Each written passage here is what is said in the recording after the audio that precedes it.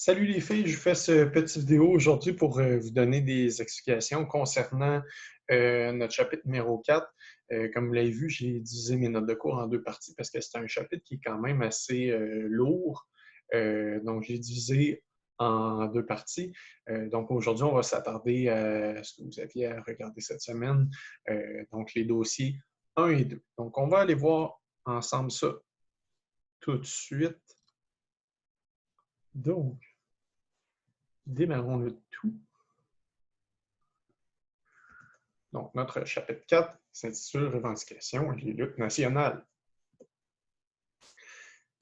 À l'époque où on est rendu, en Europe, on commence à avoir des nouvelles idées qui se développent. On a ce qu'on appelle les idées des philosophes des Lumières. Les philosophes des Lumières qui ont des idées très avant-gardistes sur cette époque-là, qui croient qu'en utilisant la raison, on peut atteindre le progrès, l'être humain peut progresser et aller vers construire une meilleure société pour tout le monde, plus juste, et où les gens aussi vont être plus heureux parce qu'on commence à avoir cette poursuite du bonheur-là. Donc, en cas de doute, si vous voulez avoir un peu plus d'informations par rapport à ça, je vous invite à retourner dans vos notes que vous avez eues l'année passée en secondaire 2. Vous en avez parlé pendant le siècle des Lumières, parce que ces personnes-là vont être tellement influentes qu'on va appeler le siècle des Lumières. Donc, ces philosophes-là, qui amènent ces nouvelles idées-là, comme je l'ai dit, on les appelle les philosophes des Lumières. Ils ont plusieurs idées, donc eux autres croient à des droits fondamentaux. Dans le fond, c'est que tout être humain naît avec des droits, et ces droits-là sont inaliénables. On ne peut pas lui enlever. Peu importe c'est quoi ton statut social, tu as des droits. Ces droits fondamentaux-là, c'est le droit à la vie, à la liberté, à l'égalité, à la justice et la propriété. Et ces droits-là, selon eux, on ne peut pas les défendre, on ne peut pas aliéner. C'est des droits dits inaliénables. On revendique aussi le droit de donner son opinion. Donc, de dire, là-dedans, on rentre la liberté de presse, la liberté de penser, comme disent aux États-Unis, le free speech. Donc, parce qu'on a le droit de contester le pouvoir en place pour donner son opinion, parce que ultimement, on veut, en utilisant notre raison, donc en remettant en question, pousser vers le progrès, donc s'arranger pour que le système en place progresse et que tout le monde soit plus heureux. On revendique aussi le choix de pratiquer sa religion, parce que les autres disent ultimement, peu importe ta religion, on reste des êtres humains, on s'en fout un peu, tu crois en quoi, tant que tu respectes les droits fondamentaux des autres, c'est bien correct. Puis ce qui est assez révolutionnaire pour l'époque. Et tu sais, il ne faut pas penser que ces gens-là, philosophes des Lumières, c'était tous des laïcs et qui ne croyaient pas en l'Église. Non, non, non, ils croyaient, ils étaient très, très pratiquants. C'est juste qu'eux autres, dans leur sens, les droits fondamentaux, tout le monde les a, peu importe ta religion. C'est ce qui va commencer à former ce mouvement-là de libéralisme. Donc, je lis la petite définition qu'on vous avait donnée dans votre cahier, là. Mouvement de pensée prônant la liberté et l'égalité des personnes. Donc, on peut regarder souvent dans l'étymologie du mot, on peut voir, on a le mot libéral, donc qui vient de liberté. Donc, la liberté, qu'on laisse plus de liberté aux gens, qu'on laisse liberté dans tous les domaines, ça s'applique dans ce cas-ci, c'est au niveau des droits. Donc, on laisse les gens plus libres, puis qu'il y a une égalité entre les personnes. Et on va commencer à avoir un autre mouvement de pensée qui va un peu découdre de ce mouvement-là, qui est le républicanisme. Entre autres, on va voir un endroit dans le monde qui va l'appliquer. En France, après la Révolution française, qui va devenir une république. Donc, république qui, littéralement, c'est le pouvoir est au peuple. Donc, on va voir ces mouvements-là qui vont commencer à se développer pendant ces siècles-là et on va voir comment ça va influencer les gens d'ici. Donc, il faut savoir que dans toute société, il y a trois pouvoirs. Pouvoir législatif, faire les lois, pouvoir exécutif, celui qui applique les lois, et le pouvoir judiciaire, et ceux qui ne respectent pas les lois. Ces trois pouvoirs-là, auparavant, c'était centralisé en une personne. C'était un pouvoir central fort. Cette personne-là, c'était le roi. Le problème, quand le roi détient tous les pouvoirs, c'est qu'il y a facilement des abus.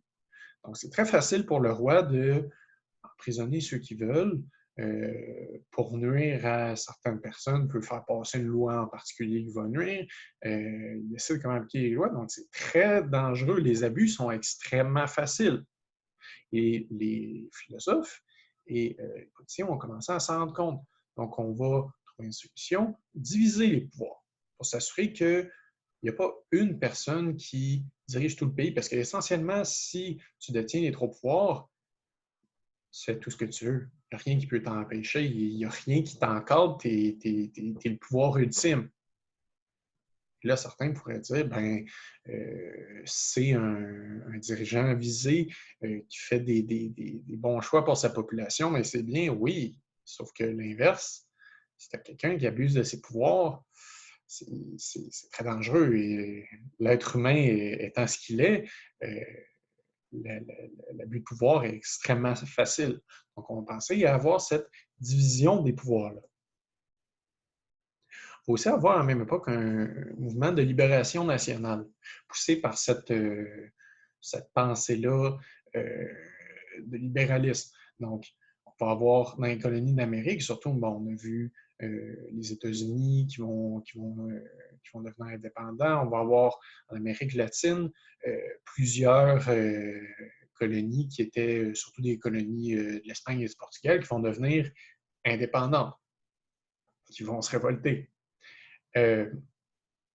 Mais, chose qui est un peu ironique, c'est que la majorité de ces pays-là, ils veulent se libérer comment dire, de cette mainmise de la métropole et devenir indépendants et choisir eux-mêmes, mais il y en a beaucoup là-dedans qui vont sombrer dans un régime dictatorial.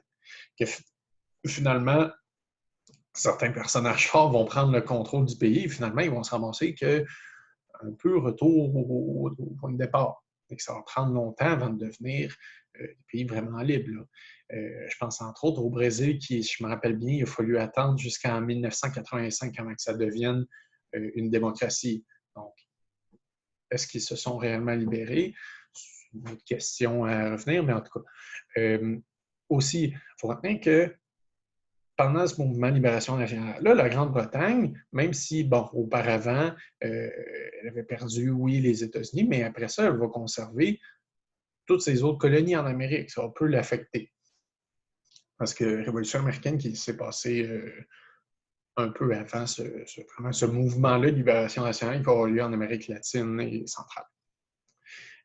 Sauf que il va quand même avoir cette propagation-là des idées libérales dans les colonies. On va commencer, c'est des bonnes idées, on s'intéresse à ça, ces nouvelles idées-là qui prônent vraiment les bonnes choses et plus de liberté pour tout le monde. Alors, tout le monde, on ne va pas s'opposer à ça. On va avoir une troisième constitution qui va arriver en 1791. Donc, les loyalistes, on s'appelle, sont venus grossir les rangs des colons. Ils sont venus dans la province de Québec, puis ils viennent augmenter la population qui était de la population d'origine britannique. Eux autres aussi, il y a de plus en plus de gens qui exigent, qui veulent des changements dans la façon d'administrer la province de Québec. Autant du côté des Britanniques que des Canadiens, du côté aussi des Britanniques, même si on est fidèle à la monarchie, oui, on veut une monarchie, mais on est quand même influencé par les idées des Lumières. Il ne faut pas penser à cette époque-là que c'est soit tu es du côté des philosophes des Lumières, soit tu es du côté de la monarchie. Non, non, il y a une petite zone grise entre les deux où les individus sont partagés. Ils veulent être un peu plus progressistes.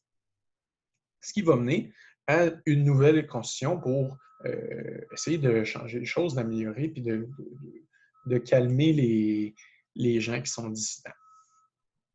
Ce qui va nous amener à créer notre cher Bas-Canada et au Canada. Le Bas-Canada, qui est la province qui va avoir les Canadiens, donc ce qui va devenir plus tard le Québec, et le Haut-Canada, qui va être ce qui va devenir plus tard l'Ontario, où il y a surtout les colons d'origine britannique. On va voir sur une carte un peu plus tard comment c'est difficile. Donc oui, Bas-Canada à l'est, Haut-Canada à l'ouest. Pourquoi le Bas-Canada? On appelle le Bas-Canada, même si techniquement, vous allez voir plus tard sur la carte, il est plus haut. Et le Haut-Canada, donc le Bas-Canada est plus au nord, alors que le Haut-Canada est plus au sud. En fait, si on s'est fié avec le Saint-Laurent. Donc, quand on remonte le Saint-Laurent, on s'en va vers le Haut-Canada, alors que quand on descend le Saint-Laurent, on s'en va vers le Bas-Canada. Pourquoi on a fait cette constitution-là? C'était tout simplement dans le but de... On voulait satisfaire les Canadiens, mais aussi les Britanniques. Parce qu'on voulait éviter les conflits entre eux et aussi envers la couronne. Donc, pour les Britanniques, on organise la distribution des terres. Excusez-moi. On organise la division des terres en cantons, donc qui est le mode de distribution des terres du côté britannique. C'est la méthode anglaise, comparativement au régime seigneurial du côté des Français. Et aussi, on va mettre en place des institutions britanniques. Quant au côté des Canadiens, on essaye de ne pas leur enlever les droits qu'on leur avait donnés par la dernière Constitution, l'Acte de Québec, afin de ne pas s'attirer leur colère. Donc, juste montrer ici, on a en bleu, c'est le Bas-Canada. On a le Haut-Canada, excusez-moi, qui est ici. Donc oui, on voit le Bas-Canada est plus au nord par rapport au le Bas-Canada est plus au nord par rapport au Haut-Canada, sauf que on rentre dans le Saint-Laurent et on monte le Saint-Laurent jusqu'au Haut-Canada et qu'on le descend ici, c'est le Bas-Canada. Je vais vous montrer comparativement aujourd'hui. Donc, on a le Québec, l'Ontario. Donc, ça respecte ici la frontière entre les deux. C'est à peu près ce qu'elle est aujourd'hui, à peu près. Bon, il y a Terre-Neuve et Labrador ici, naturellement, toute cette section-là, aujourd'hui n'appartient pas au Québec. À l'époque, ça appartient encore, c'est encore au Bas-Canada. Donc, on va réorganiser complètement la structure politique et administrative de la colonie afin de la rendre plus efficace et surtout de contenter la population. Donc, on va s'inspirer du système politique qu'il y a en Grande-Bretagne, donc c'est-à-dire une monarchie constitutionnelle. On sait depuis, comme on l'a vu l'année dernière, depuis les révolutions qui ont eu lieu en Grande-Bretagne, il n'y a plus de monarchie de monarchie absolue, on est dans un régime d'une monarchie constitutionnelle, c'est-à-dire que le roi, le monarque, détient son pouvoir du Parlement. Il a besoin du Parlement. Il ne peut pas, il peut pas s'opposer à eux. Et aussi, il y a une constitution, donc un peu un mode d'emploi, si on veut dire, du pays qui dit comment les pouvoirs sont divisés, quelles sont les limites du pouvoir du roi, qu'est-ce qu'il n'a pas le droit de faire, etc. C'est en sorte que la monarchie est, dans ce cas-ci, limitée, ce qui évite les abus. Donc, on va s'en inspirer et ça va être le début du parlementarisme dans la colonie. Donc, on va avoir un parlement. Donc, comment ça va affecter au niveau de l'organisation politique? Donc, en Grande-Bretagne, c'est là qu'on a encore, ça ressemble un peu à l'ancien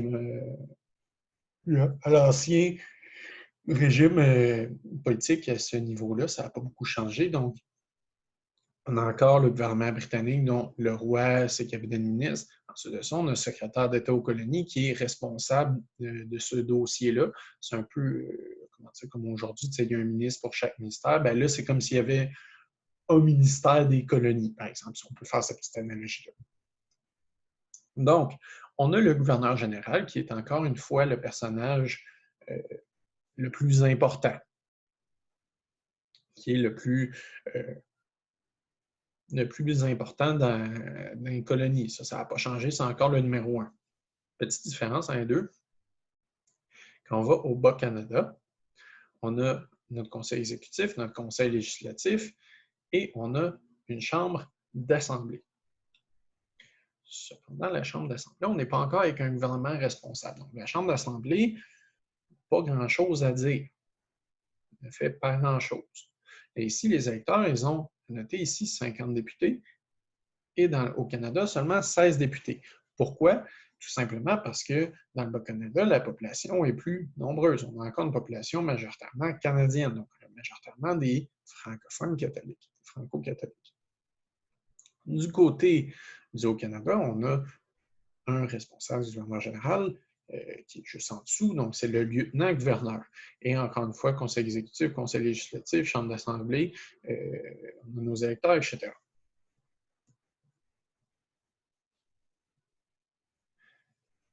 On commence à avoir naturellement, vous l'avez vu, il y a les électeurs, donc il y a un droit de vote. Donc, certains habitants du Haut-Canada obtiennent le droit de vote et peuvent élire les députés. Comment ça fonctionne? C'est pendant plusieurs jours, les bureaux de vote sont ouverts et on se présente et on fait juste dire à voix haute pour qui on vote. Donc, niveau anonymat, niveau neutralité aussi et fiabilité, c'est douteux. Mais bon, c'est comme ça qu'on faisait. Les bureaux de vote restent ouverts tant qu'il y a des gens qui se présentent. Mais ce n'est pas n'importe qui peut voter. Il y a certaines conditions. D'abord, il faut être sujet britannique, donc soit tu habites dans la colonie, soit tu habites dans la colonie, soit tu es d'origine britannique. Il faut que tu sois âgé de 21 ans et plus. Il faut que tu sois propriétaire foncier, c'est-à-dire que tu as une terre dont tu es propriétaire. Petit fait intéressant, c'est qu'à cette époque, c'est pas l'acte constitutionnel, il ne spécifie pas qu'il faut être un homme pour pouvoir voter. Ce qui fait en sorte que, vu que le sexe de la personne ayant le droit de vote, on dit juste tout sujet britannique étant âgé de 21 ans et plus, qui est propriétaire foncier, a le droit de voter, ça fait en sorte qu'on ne spécifie pas. Fait que, techniquement, les femmes ont le droit de vote. Et ça a perduré jusqu'en 1849. Il y a eu plusieurs pressions pour enlever le droit de vote aux femmes, mais il va falloir attendre jusqu'en 1849 où là, vraiment, là, on va l'enlever officiellement. Et avec ce qu'on a en ce moment, elles ont techniquement le droit de voter. Sauf que le problème, c'est que on considère du côté, dans l'opinion publique, du côté des hommes à l'époque, que ce n'est pas la job des femmes de s'occuper de la politique. On considère la politique, c'est une affaire d'hommes, ça. Les femmes, vous n'avez pas, occupez-vous pas de ça. Ce qui fait en sorte que très peu de femmes vont voter aussi. Il y a très peu de femmes aussi qui sont propriétaires foncières et qui correspondent à toutes les exigences. Donc, très peu de femmes vont aller voter, en fait. Surtout aussi avec la pression de leur mari, de leur père, sinon s'ils sont plus jeunes, s'ils ne sont pas mariés, ce qui fait en sorte que il y en a très, très, très, très peu qui vont voter. Parce qu'on considère que leur job, leur place, ce n'est pas au niveau de la politique.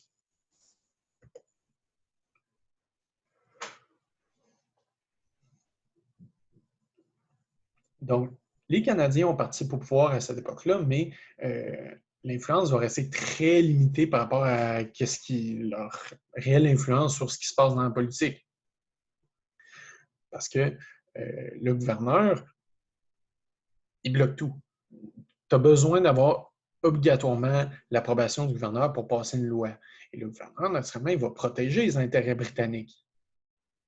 Ce qui fait en sorte que c'est difficile de passer des lois du côté des Canadiens. Donc ça, fait faut qu'on fasse, tu sais, on prépare une loi, il faut qu'on la présente au Conseil législatif, et après ça, il faut que le gouverneur y approuve. Le problème, c'est que le gouverneur, comme je l'ai dit, protège les intérêts britanniques. Fait que s'il y a une loi qui serait trop à l'avantage des Canadiens, il va automatiquement bloquer, il va mettre son droit de veto. C'est en sorte que l'influence des Canadiens à l'époque est très, très limitée, même s'ils sont majoritaires dans la colonie. Donc, comment ça fonctionne? Chambre d'Assemblée, on approuve un projet de loi, on va au Conseil législatif, on peut approuver ou modifier le projet de loi, on peut refuser ou retourner. Le gouverneur, On a un droit de veto sur projet de loi, ce qui veut dire qu'il peut refuser carrément. Donc, ça a passé là, ça a passé là, ça arrive là, non, ça ne marche pas. Si ça approuve, on aura un conseil législatif qui, lui, va le mettre en place.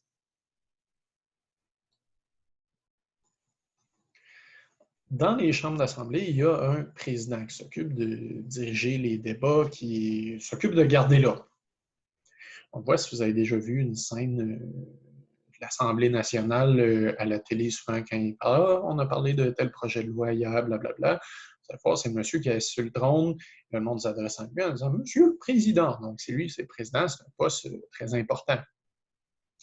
Les députés, on a de la misère à s'entendre sur qui devrait être président.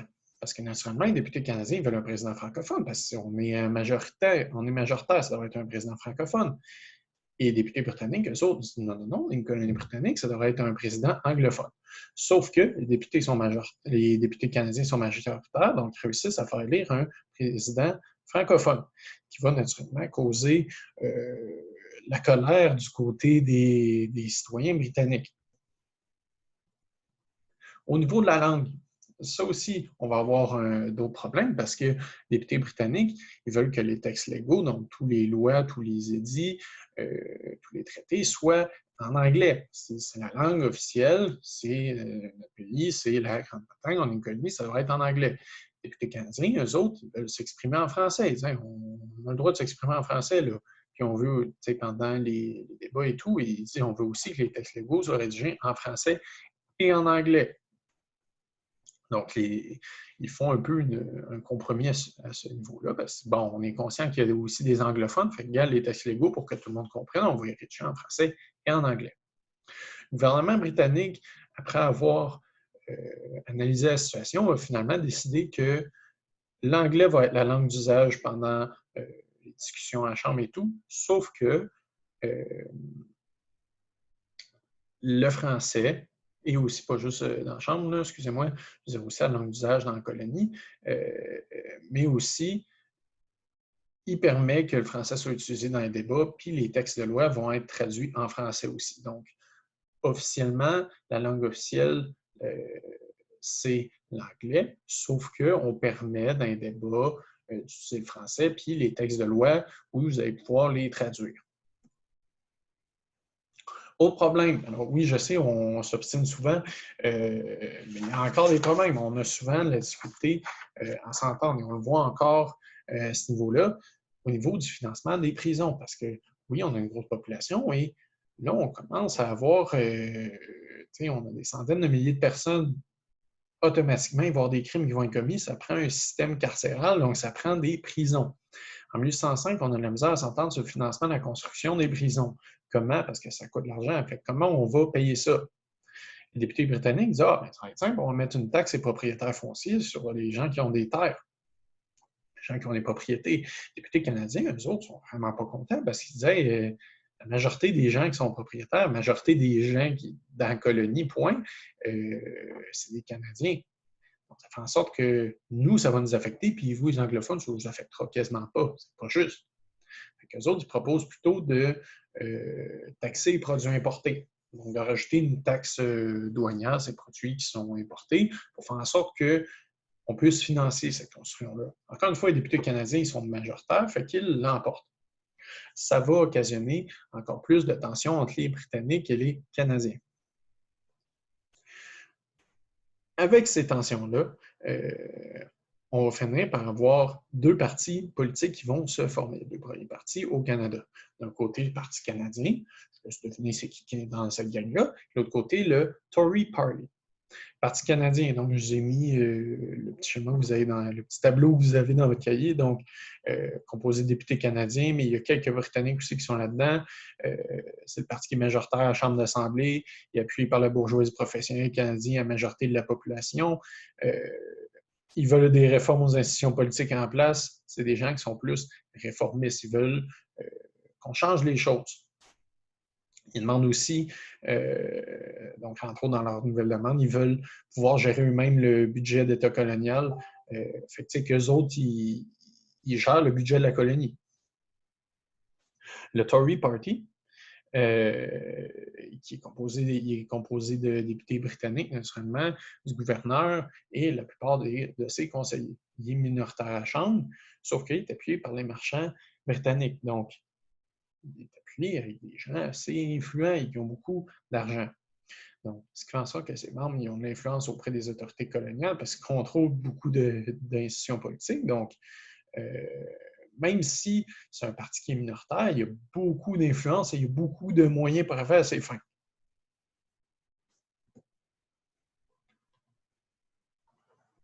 Au niveau de la presse écrite, les journaux vont être très, très utilisés comme des outils de propagande et de transmission de revendications.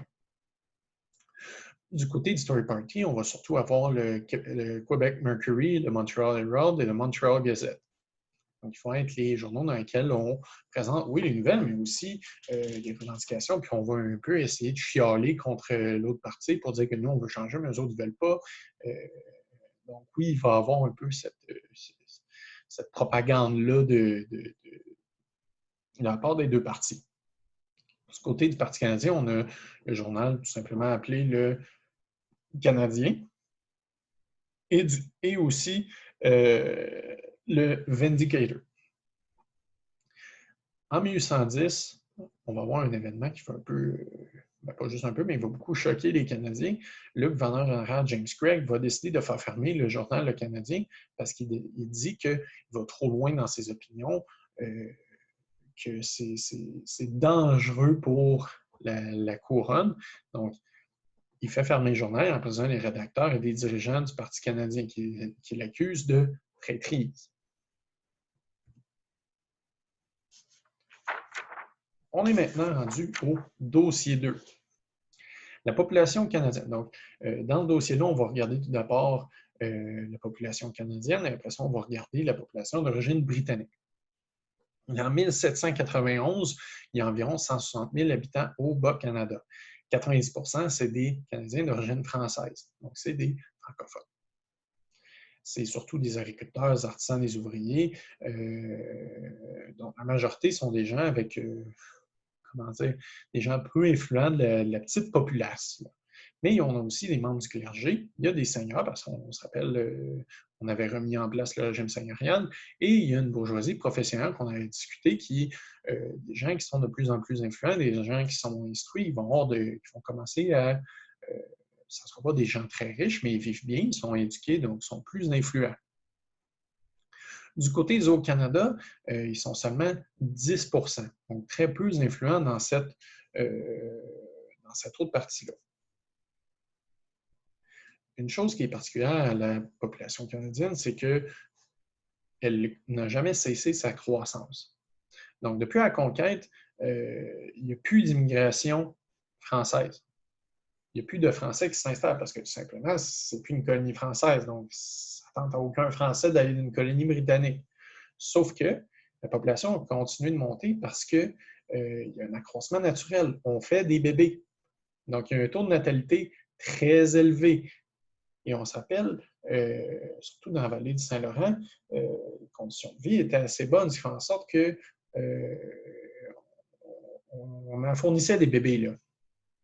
Ce qui favorise ça, entre autres aussi, c'est le mode de vie rural, parce qu'on appelle à la campagne, on a besoin de bras, on a besoin de gens pour aider, donc quoi de plus facile que de faire des enfants. Et aussi l'Église catholique qui toujours favorisant au taux de natalité. Donc, l'Église catholique, ils disent, ah ouais, c'est votre devoir de faire des bébés, c'est votre devoir de vous reproduire pour faire plus de bons petits Canadiens, catholiques et francophones. Un problème qui va se poser avec, entre autres, avec cet afflux de bébés, c'est que dans la vallée de Saint-Laurent, on va se mettre à manquer de terre. On va manquer de terres agricoles, surtout parce que de génération en génération, on se lègue les terres, mais les terres deviennent de plus en plus petites parce qu'on les sépare entre ses fils, donc ça fait en sorte qu'on manque de terre. Donc, la vallée de Saint-Laurent a déborde. Il faut qu'on trouve des nouvelles régions de colonisation. C'est pour ça qu'on va ouvrir des régions comme la vallée du Richelieu, la Beauce et le Bas-Saint-Laurent à la fin des années 1700. Donc, une nouvelle région qu'on va inciter les gens à venir s'installer pour développer. Vers 1838, on va développer finalement la région du Saguenay et le lac Saint-Jean vers 1838. Donc, petite information, on dit souvent le Saguenay-Lac-Saint-Jean, sauf que, attention, c'est le Saguenay et le Lac-Saint-Jean. Ce n'est pas, oui, c'est une région où on englobe les deux, sauf que ce n'est pas la même chose. C'est deux endroits distincts.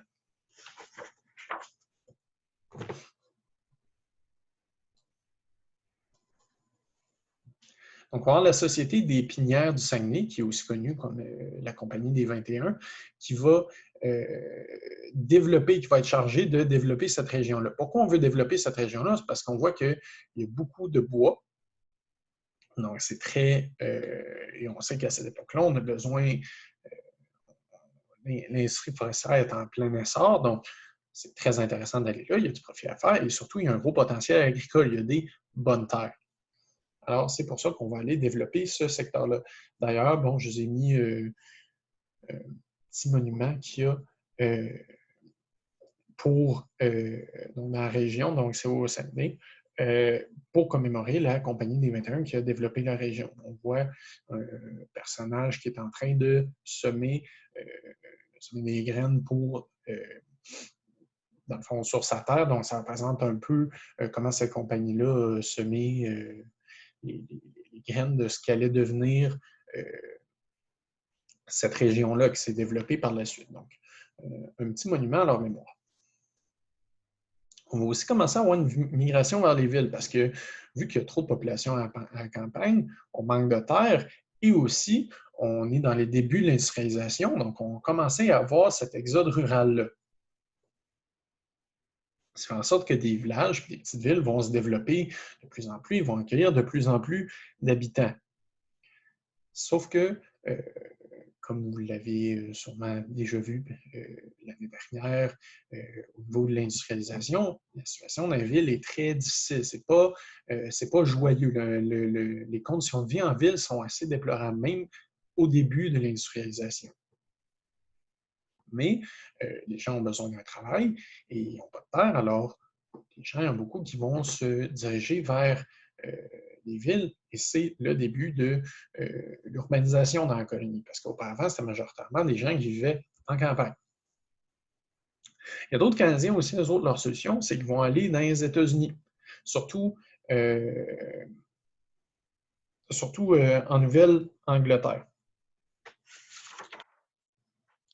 Donc, c'est ça. Donc, ils vont s'en aller dans les États de la Nouvelle-Angleterre.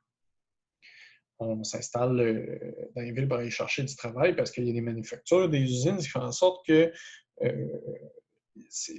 comment dire, il y a beaucoup de travail et on a l'occasion d'être bien payé. Alors, les gens vont aller s'en aller là et cette immigration-là va perdurer pendant très longtemps. Cette immigration-là va faire en sorte qu'il va y avoir une grosse population francophone qui va se développer dans les États-Unis. Ils vont se regrouper dans les quartiers qu'on va surnommer les Petits Canada. Bon, il va y avoir certaines tensions avec les populations anglophones et locales. Les régions vont un peu s'opposer à eux, sauf que petit peu à petit peu, oui, il y a des Canadiens qui vont revenir par la suite, mais il y en a qui vont rester là et de génération en génération, ils vont être totalement assimilés, ils ne parleront même plus le français. Notre population d'origine britannique.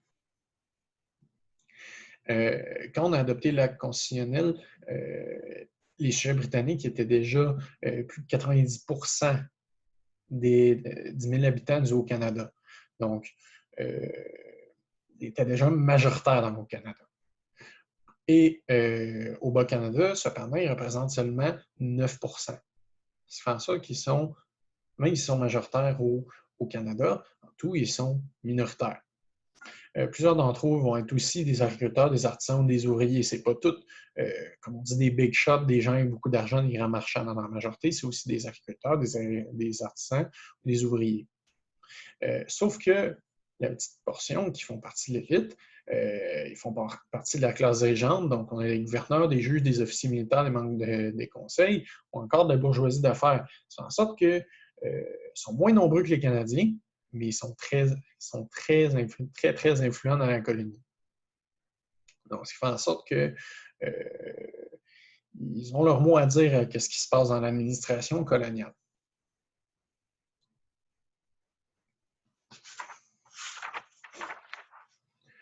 Au niveau de leur accroissement, ça augmente principalement avec l'immigration. Il y a un moins haut taux de natalité, mais une croissance au niveau de l'immigration. Entre 1791 et 1812, les immigrants proviennent surtout des colonies et surtout avec, quand il y a eu la guerre d'indépendance des États-Unis, on avait cette immigration-là massive de loyalistes, mais cette immigration-là va continuer. Elle va arrêter en 1812 avec la guerre entre les États-Unis et le Royaume-Uni, mais auparavant, c'était surtout les gens des États-Unis qui étaient attirés par les terres gratuites que la métropole leur promettait. Il va falloir attendre une autre vague d'immigration seulement en 1815. Celle-là va provenir surtout de populations qui viennent d'ailleurs dans l'Empire. Je pense entre autres aux Irlandais, aux Écossais, donc on a plusieurs populations qui vont venir d'ailleurs dans l'Empire britannique. Donc, après ça, comme j'ai dit, va provenir après 1812, ça va provenir principalement d'Angleterre, d'Écosse et d'Irlande. Surtout, pourquoi ces gens-là ils vont s'en venir, c'est qu'il y a eu vraiment, je pense entre autres en Irlande, qu'il y a eu, oui, plus tard, il va y avoir dans les années 1840, il va y avoir la grande famine d'Irlande avec la maladie de la pomme de terre, qui fait en sorte qu'on ne peut plus cultiver la pomme de terre, mais aussi, surtout que le problème, c'est que dans cette région-là, Écosse-Irlande, tout d'un coup, il y a eu un gros boom au niveau des populations. Ça fait en sorte que les terres, il manquait de terre pour alimenter tout le monde. Donc, même avant la grande famine, ben, déjà, on manquait déjà d'aliments, on manquait déjà de terre pour produire assez de nourriture. Ces gens-là, ils quittent leur terre natale pour aller en Amérique dans l'espoir d'avoir une vie meilleure. Ça fait en sorte que l'immigration britannique, elle n'arrête pas d'augmenter, ce qui permet d'augmenter le poids démographique des colons d'origine britannique, d'essayer de rattraper cette majorité-là canadienne. Donc, comme je l'ai dit, on essaye de se sortir comment dire, de ces situations-là qu'il y a au Royaume-Uni. Parce que pourquoi on émigre au Canada? C'est parce qu'on est pris dans des épidémies, des famines, parce qu'automatiquement, quand il y a des famines, c'est pas long que les épidémies suivent parce que les gens sont affaiblis, ils sont pas capables de se nourrir, ils manquent de vitamines, donc la maladie s'attrape très facilement. Il y a des crises agricoles, donc aussi qui causent des famines, et surtout des crises économiques. Alors, on essaie d'avoir on a l'espoir d'avoir une meilleure qualité de vie en Amérique. C'est pourquoi on va quitter massivement ces régions-là pour s'en venir en Amérique. Il ne faut pas penser, ce n'est pas une croisière 5 étoiles, la traversée de l'Atlantique. Même à l'époque, même si la technologie a beaucoup avancé, c'est assez périlleux parce que tout le monde est entassé dans des navires. C'est pas chacun avec sa petite cabine, on vous amène le champagne. Non, non, non, c'est encore très difficile, c'est encore pénible. Donc, c'est un lieu propice aux maladies. On est sous-alimenté, on reste en contact avec les gens, on ne peut pas vraiment se laver, ce qui fait en sorte que la maladie se transmet très rapidement. Donc, je pense entre autres au choléra, au typhus. Bon, mon Dieu, un blanc. On avait aussi une autre maladie. Mon Dieu, j'ai oublié. Qui était ce manque de vitamine C. Le scorbut. Donc, à cette époque-là, oui, il y a encore des gens qui attrapent le scorbut, sauf que les marins sont plus ils sont plus sensibilisés à ça et on sait mieux comment s'en prévenir. Alors, ça va être le scorbut va être un peu moins présent, mais surtout le choléra, le typhus, qui va faire beaucoup de morts. Pour éviter que ces nouveaux immigrants-là qui transportent potentiellement des maladies quand ils arrivent, on va les placer en quarantaine. Puis, on vient de parler de ça aujourd'hui. Donc, on est placé en quarantaine à Pointe-Lévis, sur la rive sud de Québec. Et pourquoi quarantaine? Parce qu'on les place en isolement pendant 40 jours. On va construire une autre station de quarantaine qui va être plus célèbre à la Grosse-Île, en 1832. Cette Grosse-Île-là qui est tout près de Québec. Et d'ailleurs, vous pouvez aller la visiter. C'est un lieu historique. Il y a des reconstitutions, les bâtiments, ils sont là. Il y a des acteurs et tout. Donc, c'est une belle petite visite. Vous faites une petite croisière, vous allez là et vous pouvez aller visiter cette île-là. Donc, on débarque les immigrants malades ou susceptibles de l'aide pour les isoler pendant 40 jours. Donc, ils arrivent, il y a une grosse station de nettoyage. Il y a une station aussi qu'on va isoler complètement ceux qui sont déjà malades et sinon les autres, ils ont des bâtiments dans lesquels ils vont vivre avant d'être transférés pour de bon dans la colonie.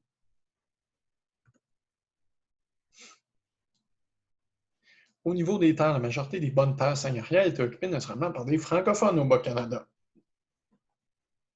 On va essayer cependant, on veut essayer de contrebalancer cette majorité-là canadienne dans le Bas-Canada en offrant des bonnes terres, une compensation financière pour encourager l'immigration britannique. Sauf que la majorité des nouveaux arrivants anglophones vont quand même choisir d'aller au Canada parce que pour eux autres, c'est juste logique d'aller avec les autres anglophones au lieu d'aller dans cette région-là où c'est majoritairement des Canadiens, pas attirant. On se rappelle la religion des Britanniques, c'est l'anglicanisme, où le roi est le chef de l'Église. Il faut noter que l'anglicanisme est une religion protestante. Donc, la majorité des gens, ils ne vont pas préciser quelles des religions protestantes sont, ils vont juste dire qu'ils sont protestants. On va donc établir un diocèse anglican à Québec en 1793. L'Église anglicane va être considérée, vu qu'elle est considérée comme l'Église officielle de l'Angleterre en tant que telle, elle va être aussi considérée l'Église officielle du Bas-Canada. Oui. Donc, on construit de plus en plus d'églises pour accueillir les fidèles et essayer de... En même temps, on veut convertir aussi les Canadiens. Donc, on construit une soixantaine d'églises anglicanes au Bas-Canada en 1793 et 1825. Donc, on construit de plus en plus de ces églises-là. Donc, j'ai donné un petit exemple d'église anglicane à Elmer. Donc, les églises, souvent, en avant, ils ont souvent une tour comme celle-ci. Donc, c'est le modèle classique de l'église anglicane.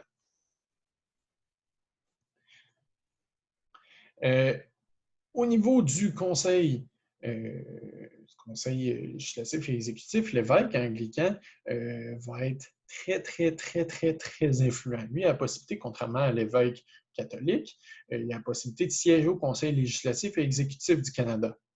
On se rappelle du Bas-Canada. On sait qu'au Bas-Canada, c'est une majorité canadienne, donc des francophones catholiques. Et là, on a un évêque anglican qui peut y siéger. Donc, ça sera très mal perçu parce que lui, il se ramasse qu'il a une influence directe auprès des dirigeants coloniaux.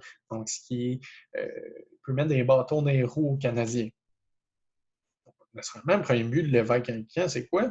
En s'occupant de la politique, mais naturellement, c'est favoriser l'implantation et le développement de la religion anglicane. Donc, l'Église catholique ne sera vraiment pas contente et naturellement, ça va amener des tensions. Les autorités britanniques, leur but, même si on tolère les catholiques, on veut que l'Église anglicane soit au top. On veut que ça devienne l'Église de tout le monde dans la colonie. Et on veut que, surtout, sa santé financière aille bien. Donc, pour les aider, on va accorder 1/7 de toutes les terres dans les nouveaux cantons. Donc, 20 cantons, il y a 1/7 de toutes les terres qui leur appartiennent, qu'ils peuvent exploiter pour produire des aliments pour s'alimenter eux autres, mais aussi les revendre et faire du profit pour entretenir l'Église. Chose ironique, c'est qu'au Canada, ça va être contesté par des anglophones parce que la population n'est pas contente. Elle dit « Hey, nous, on aimerait savoir des nouvelles terres, là. » On trouve ça injuste, parce que surtout que à cette époque-là, on a arrêté de donner des terres gratuites à la population. Ce qui fait en sorte que on trouve ça injuste. Pourquoi l'Église aurait des terres? Nous aussi, on a besoin de terres. Alors, ça va créer des tensions. Donc, c'est ironique que l'Église anglicane se fait contester par ses propres croyants. Donc, cette mesure-là va être vraiment pas populaire. Finalement, les écoles publiques. On va commencer à avoir des écoles publiques parce que l'Église anglicane va faire adopter l'acte pour l'établissement d'écoles gratuites, l'avancement des sciences en milieu aussi connu plus communément sous le nom la loi de l'institution royale. On va commencer à fonder ce qu'on appelle des écoles royales. C'est la première loi scolaire sanctionnée au Bas-Canada. Donc, c'est la première fois que le gouvernement prend en charge un peu plus l'école. Mais là, il y en a qui vont se poser des questions du côté des Canadiens. Est-ce que le but, c'est d'instruire vraiment la population? Parce que, bon, au Bas-Canada, la quasi-majorité de la population est analphabète, sauf ceux qui font partie de la bourgeoisie professionnelle. Sinon, les autres, ils ne lisent pas, ils n'écrivent pas. Alors là, on se demande, est-ce que c'est vraiment pour instruire la population ou est-ce que c'est pas plus pour les assimiler plus facilement et les convertir? Alors, il y a un peu cette méfiance-là, d'où le fait que les écoles populaires vont être les écoles royales, excusez, vont être très peu populaires auprès des Canadiens. On va aussi avoir l'archevêque de Québec, Monseigneur Joseph Octave Plessis, que j'ai mis ici, qui lui va s'y opposer farouchement parce que l'Église catholique n'a pas son mot à dire dans le contenu de ces écoles-là. Alors, on va complètement se fermer à ces écoles-là, et ce qui explique que ça va être, somme toute, très peu populaire. Donc, c'est ce qui met fin à cette présentation. J'ai essayé de faire ça le plus rapidement possible, mais j'avais beaucoup de matière. Donc, ce sera tout pour aujourd'hui. Je vous ferai une vidéo sur les prochains dossiers. Lâchez pas les filles. Je m'ennuie de vous. Moi aussi, je trouve ça long d'être enfermé. Je préférais être devant vous, pouvoir discuter avec vous, échanger avec vous. N'hésitez pas si vous avez des questions. Envoyez-moi ça, vous pouvez m'écrire. Des fois, je vais répondre. Je ne répondrai pas à vous directement, mais vu que je trouve que la question est très pertinente, je vais envoyer un courriel à tout le monde pour que tout le monde puisse avoir la réponse. Donc, on ne lâche pas les filles, on continue, on reste positif. Allez profiter du soleil, il faut rester actif. Fait que bonne journée les filles!